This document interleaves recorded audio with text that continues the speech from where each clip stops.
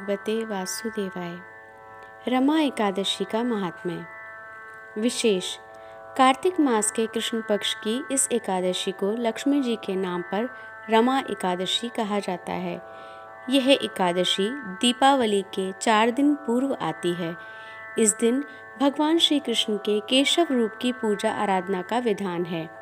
इस एकादशी का व्रत करने से मनुष्य जीवन में वैभवशाली बनता है। युधिष्ठिर ने पूछा, हे कृष्ण, मुझ पर आप कृपा करके बताइए कि कार्तिक के कृष्ण पक्ष में कौन सी एकादशी होती है। भगवान श्री कृष्ण बोले, हे राजन, कार्तिक के कृष्ण पक्ष में जो परम कल्याणमयी एकादशी होती है वह रमा के नाम से विख्यात है और बड़े बड़े पापों को हरण करने वाली है। इसकी कथा इस प्रकार है। प्राचीन काल में मुचुकुंद नाम का एक राजा राज्य करता था। वह सत्यवादी तथा विष्णु भक्त था। उसके एक उत्तम चंद्रभागा नाम की लड़की उत्पन्न हुई। उसने उस लड़की का विवाह राजा चंद्रसेन के पुत्र शोभन के साथ किया। एक समय जबकि वह अपने मायके में थी, तब एक एकादशी पड़ी। चंद्रभागा सोचने लगी कि अब एकादशी समीप आ गई है, परंतु मेरा पति अत्यंत कमज़ोर है, इसलिए वह यह व्रत नहीं कर सकते, परंतु मेरे पिताजी की आज्ञा कठिन है। जब दशमी आई तब राज्य में ढिंढोरा पिटवाया गया कि एकादशी के दिन कोई भोजन नहीं करेगा। उसको सुनकर शोभन अपनी पत्नी के समीप गया और उससे पूछा कि प्रिय, तुम मुझे कोई उपाय बताओ, क्योंकि यदि मैं व्रत करूँगा तो अवश्य मर जाऊँगा।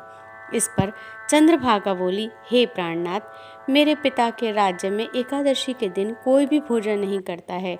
यहाँ तक कि हाथी, घोड़ा, ऊँट आदि भी तृण, अन्न, जल आदि ग्रहण नहीं करते। फिर यहाँ मनुष्य कैसे भोजन कर सकते हैं? यदि आप भोजन करना चाहते हैं तो यहाँ से दूसरे स्थान को चले जाइए, क्योंकि यदि आप इसी स्थान पर रहोगे तो आपको व्रत अवश्य ही करना पड़ेगा। इस पर शोभन बोला कि हे प्रिय, तुम्हारा कहना बिल्कुल उत्तम है, मैं अवश्य व्रत करूँगा। भाग्य में जो लिखा है वही होगा। ऐसी विचार करके उसने एकादशी का व्रत किया और अब सूर्य भगवान भी अस्त हो गए और जागरण के लिए रात्रि हुई। वह शोभन दुख सहन न कर सका और दूसरे दिन प्रातः से पहले शोभन ने प्राण त्याग दिए। राजा ने उसके मृतक शरीर को दहन करा दिया। चंद्रभागा अपने पिता की आज्ञा अनुसार अग्नि में दहन न हुई और पिता के घर रहने लगी।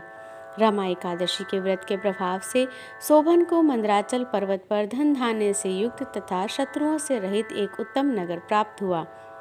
एक समय मुचुकुंद नगर में रहने वाला एक सोम शर्मा नाम का ब्राह्मण तीर्थ यात्रा के लिए निकला। वह घूमते घूमते उस स्थान पर पहुंचा जहां शोभन अनेक दास दासियों के साथ राज किया करता था। ब्राह्मण ने उसको अपने राजा का जमाई जानकर उसके निकट गए। राजा शोभन ब्राह्मण को देखकर आसन से उठ खड़े हुए अपने ससुर तथा स्त्री चंद्रभागा की कुशलता को पूछने लगे। सोम शर्मा ब्राह्मण बोला, राजन, हमारे राजा कुशल हैं तथा आपकी पत्नी चंद्रभागा भी कुशल हैं। अब आप अपना वृत्तांत सुनाइए। मुझे बड़ा आश्चर्य हो रहा है कि ऐसा विचित्र और सुंदर नगर आपको किस प्रकार प्राप्त हुआ। शोभन बोला, हे ब्राह्मण, यह सब कार्तिक मास के कृष्ण पक्ष की रमा एकादशी के व्रत के प्रभाव से है।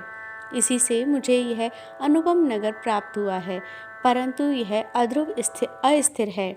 इस पर ब्राह्मण बोला, हे राजन, यह अध्रुव क्यों है और ध्रुव किस प्रकार हो सकता है, सो आप मुझे समझाइए। मैं आपके कहे अनुसार ही करूँगा।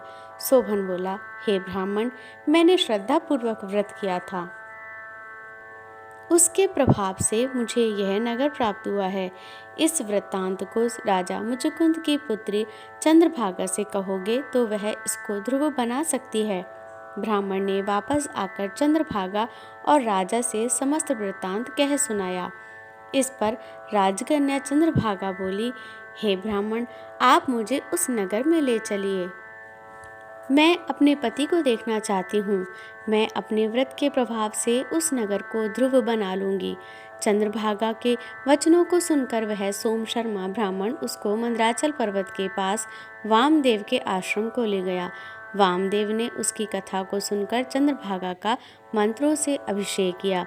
चंद्रभागा मंत्रों तथा व्रत के प्रभाव से दिव्य देह धारण करके पति के पास चली गई। शोभन ने अपनी पत्नी चंद्रभागा को देखकर प्रसन्नतापूर्वक अपने वाम भाग में बिठाया। चंद्रभागा बोली, हे प्राणनाथ, अब आप मेरे पुण्य को सुनिए। जब मैं अपने पिता के गृह में 8 साल की थी, तब ही से मैं यथाविधि एकादशी का व्रत करने लगी हूँ। उन्हीं व्रतों के प्रभाव से आपका यह नगर ध्रुव हो जाएगा और समस्त कर्मों से युक्त होकर प्रलय के अंत तक रहेगा। चंद्रभागा दिव्य रूप धारण करके तथा दिव्य आभूषणों तथा वस्त्रों से सजकर अपने पति के साथ आनंद पूर्वक रहने लगी और शोभन भी आनंद पूर्वक रहने लगा। राजन, मैंने तुम्हारे समक्ष रमा नामक एकादशी का वर्णन किया है। यह चिंतामणि तथा कामधेनु के समान सम मनोरथों को पूर्ण करने वाली है। मैंने दोनों पक्षों की एकादशी व्रतों का पापनाशक महात्म्य बताया है। जैसी कृष्ण पक्ष की एकादशी है, वैसी ही शुक्ल पक्ष की भी है। दोनों में भेद नहीं करना चाहिए। जैसे सफ़ेद रंग की गाय हो या काले रंग की, दोनों का दूध एक सा ही होता है। इसी प्रकार दोनों पक्षों की एकादशियां समान फल देने वाली हैं। जो मनुष्य एकादशी व्रतों का महात्म्य सुनता है, वह सब पापों से मुक्त हो श्री विष्णु लोक में प्रतिष्ठित होता है। इस प्रकार रमा एकादशी का महात्म्य पूरा हुआ। भगवान विष्णु अपनी कृपा सब पर बनाए रखें। बोल एकादशी मैया की जय। नमः पार्वती पतये हर हर हर महादेव। जय जय श्री राधे, जय जय श्री राधे, जय जय श्री राधे।